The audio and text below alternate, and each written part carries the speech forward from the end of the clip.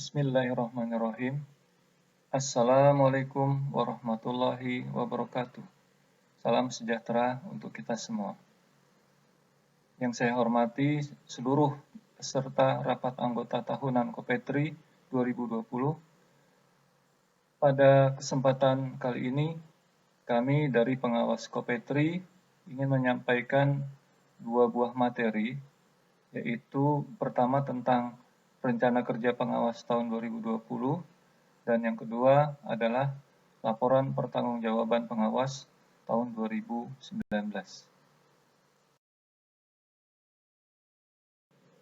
Baiklah, kita masuki materi yang pertama, yaitu Rencana Kerja Pengawas tahun 2020.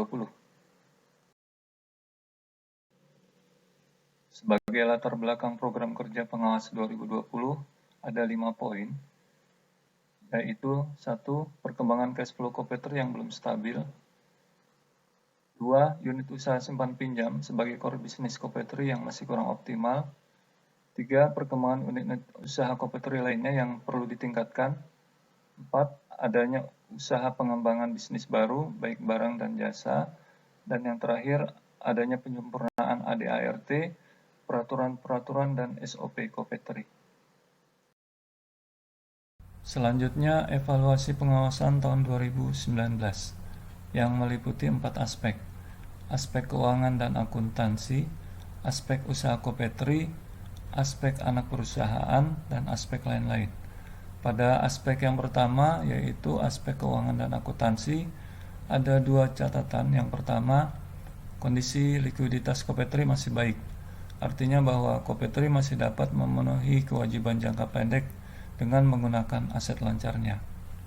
Kedua, sistem pencatatan akuntansi harus disempurnakan untuk mendapatkan laporan keuangan yang lebih up to date. Pada aspek yang kedua, yaitu aspek usaha Kopetri, ada 2 catatan. Yang pertama, belum optimalnya program pelayanan unit simpan pinjam terkait penyusunan rencana kebutuhan dana setiap tahun berdasarkan data dan analisa yang tepat. Penerapan Standard Service Level Agreement atau SLA, pemberian pinjaman secara selektif, serta keterbatasan penyediaan dana. Yang kedua adalah adanya hambatan dalam penyediaan stok barang dan sistem pola penjualan yang masih konvensional di Toserba dan Waserba, yaitu belum mengakomodir sistem jual beli di era milenial, yaitu secara online dan delivery order. Pada aspek yang ketiga, yaitu aspek anak perusahaan, ada 2 catatan. Yang pertama adalah upaya PT Kopetri Tirta Mandiri atau KTM yang bergerak di bidang air mineral. Dalam mencari partner kerjasama bisnis terus dilakukan melalui berbagai pendekatan dan sudah mencapai tahap kesepakatan atau MOU dengan PT Muwanah Al Maksum yang diharapkan dapat dikawal dan dikoordinasikan secara baik agar pelaksanaannya segera dapat berjalan. Yang kedua, PT Kopetri Buana Mobil yang bergerak di bidang shop and drive. Pertumbuhannya cukup prospektif di Kerawang. Ini agar terus dimonitoring untuk dapat memberikan kontribusi yang optimal. Pada aspek yang keempat, aspek lain-lain, ada 2 catatan juga. Yang pertama adalah PT Kopetri Duta Persada yang bergerak di bidang properti, ketenaga kerjaan, rental, dan lain-lain, perlu dilakukan perubahan manajemen dan struktur permodalan agar mampu beroperasi dan memberikan kontribusi secara optimal. Yang kedua, perjanjian kerjasama terkait revitalisasi aset lahan tanah Kopetri di Jalan Wirasaba. Kopetri sedang mencari investor baru dengan melakukan beauty contest untuk mendapatkan harga yang terbaik. Selanjutnya, berdasarkan evaluasi pengawasan tahun 2019, kami telah menyusun program kerja pengawasan tahun 2020 sebagaimana terlihat pada slide ini. Pada dasarnya, pengawasan dilakukan terhadap seluruh unit usaha Kopetri dan seluruh area yang ada di Kopetri, termasuk anak perusahaan. Di samping pengawasan yang dilakukan dalam program kerja tahun 2020, kami juga akan melakukan pengawasan khusus atau audit khusus, yaitu pengawasan yang dilakukan atas dasar adanya informasi dari anggota atau adanya kebutuhan tertentu. Dan yang paling menarik pada program kerja pengawasan tahun 2020 ada 2 pengawasan, yaitu pengawasan terhadap penerapan e-commerce yang insya Allah pada tahun 2020 dilakukan launching penerapan jual beli secara online. Yang kedua adalah pengawasan terhadap usaha perkembangan atau perkembangan bisnis baru dalam rangka Kopetri menjaga organisasi untuk terus tumbuh dan berkembang. Demikian yang dapat kami sampaikan pada materi pertama, yaitu rencana kerja pengawas tahun 2020.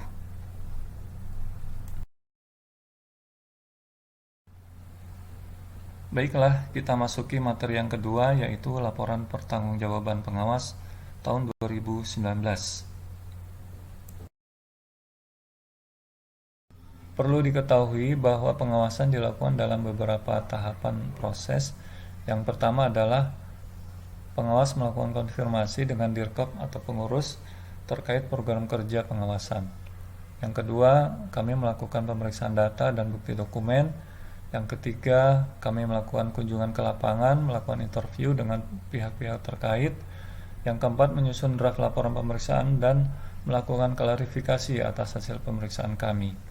Yang kelima, menyusun laporan hasil pemeriksaan atau LHP untuk ditindaklanjuti pengurus.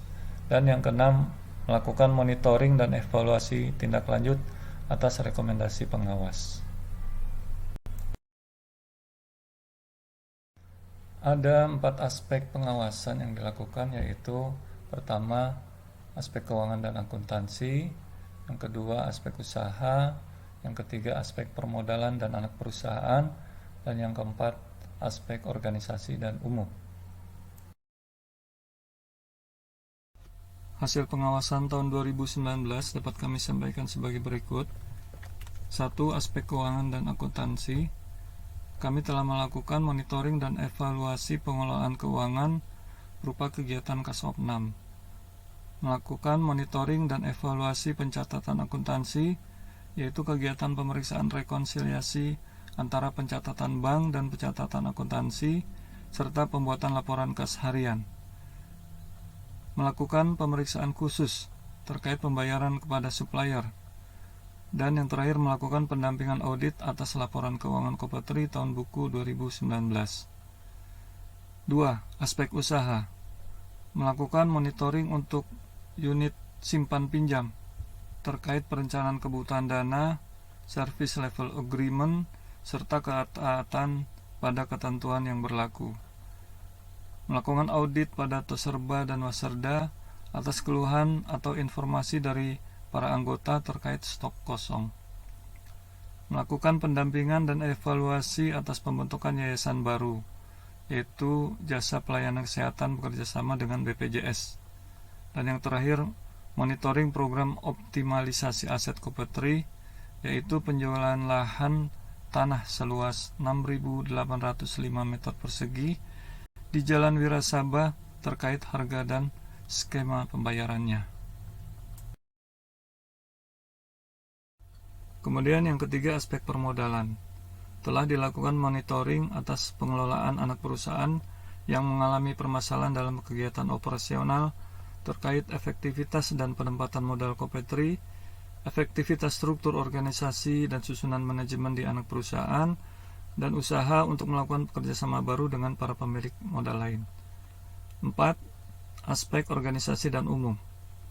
Telah dilakukan monitoring dan pendampingan pada program penyusunan ADART, penyusunan RJP, peraturan kepegawaian yaitu Jabdes dan SOP, dan peraturan lainnya.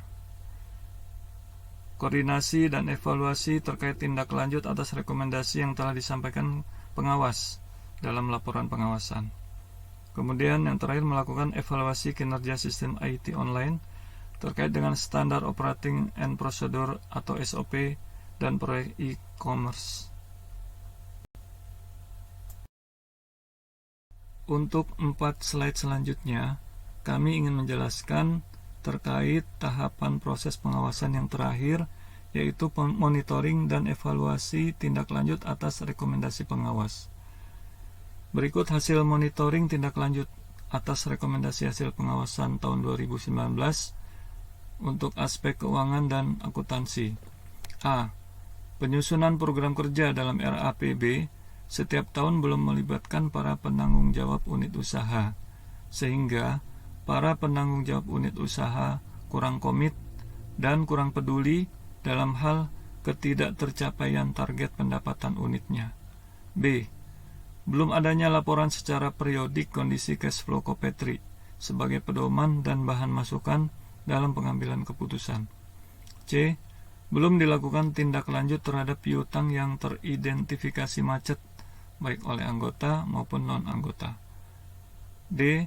Belum dilakukan penyesuaian RJP sebagai pedoman kerja jangka panjang Kopetri periode 2020-2024.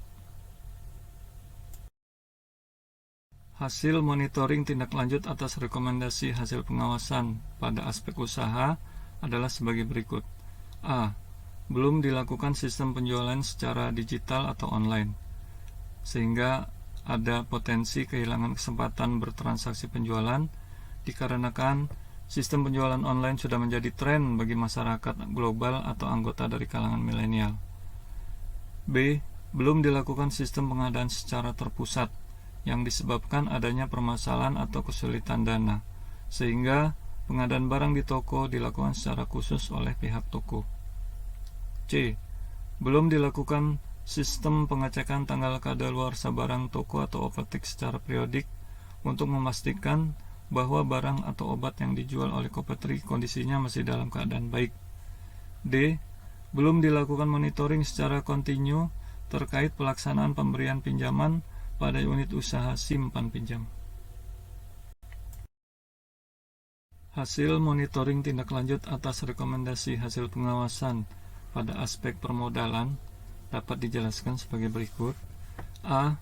Belum dilakukan tindak lanjut atas permasalahan operasional PT KTM, yaitu perusahaan air minum kemasan yang pada tahun 2019 berhenti beroperasi dikarenakan para pemegang saham PT KTM yaitu Kopetri, PT KP, dan Yapetri tidak dapat memberikan penambahan modal kerja lagi.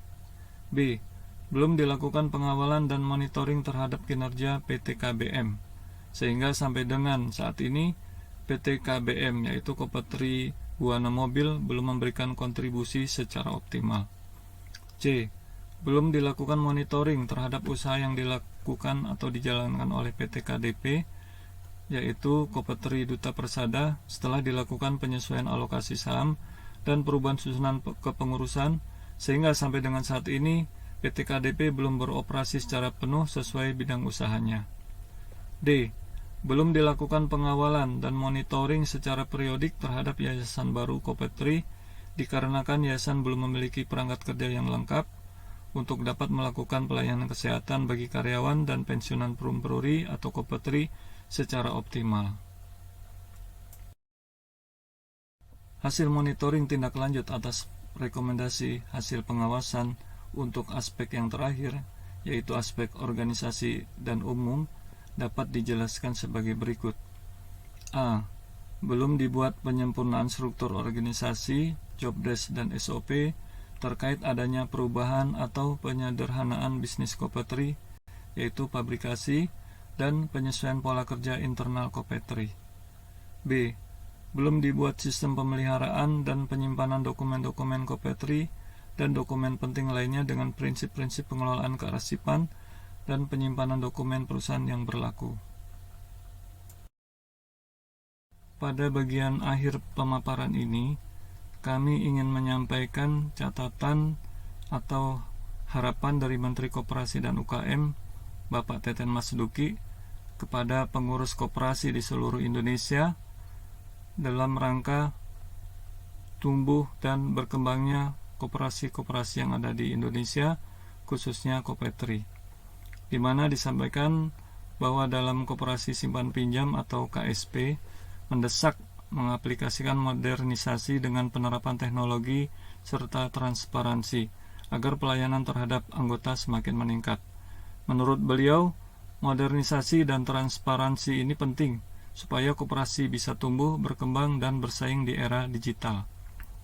Kemudian untuk menjadi model bisnis pilihan yang menguntungkan bagi anak muda, koperasi harus dikelola profesional, modern, dan kaya inovasi.